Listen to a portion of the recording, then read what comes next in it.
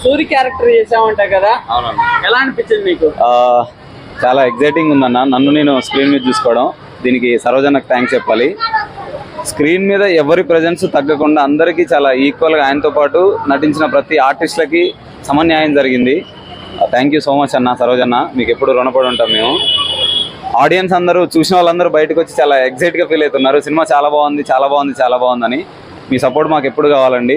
మీరు ట్యాగ్ చేయండి, ఇంకా రివ్యూ ఇవ్వండి సినిమా బాగుందని. కొన్ని దగ్గర ఆగిపోతుంది. మీరు దయచేసి మీ ఆడియన్స్ సపోర్ట్ ఉంటే మేము ఇంకా ముందుకెళ్తాం, థియేటర్లు పెరుగుతాయి, మమ్మల్ని ఎంకరేజ్ చేయండి. సో ఇప్పుడు అన్నతో జర్నీ ఎలా అనిపించింది? బ్యూటిఫుల్ అన్న. షూట్లో కూడా చాలా బాగుంటుండే అన్న.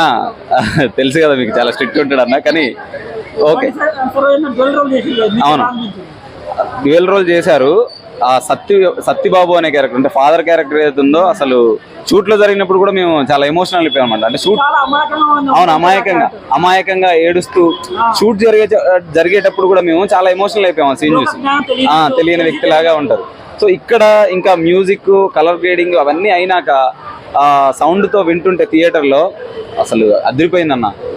ఇంకా చూడని వాళ్ళు ఎవరు ఉంటే 100% థియేటర్కి వచ్చి చూడండి. థియేటర్లో ఎక్స్పీరియన్స్ చేయాల్సిన సినిమా ఇది. ప్లీజ్ వాచ్ పరాక్రమం. మీకు నచ్చిన డైలాగ్? మాకు డైలాగ్ అందరికీ నచ్చిన ఒకటే డైలాగ్, కళ్ళున్నోడు చుట్టూ కాగితం తిరుగుతుంది. అది నిజమే కదన్న. కళ్ళున్నోడు చుట్టూ కాగితం తిరుగుతుంది. ప్రపంచం మొత్తం కాగితం చుట్టూ తిరుగుతుంది, కళ్ళున్నోడు చుట్టూ కాగితం తిరుగుతుంది. థ్యాంక్ యూ సో మచ్ అన్న. Thank you.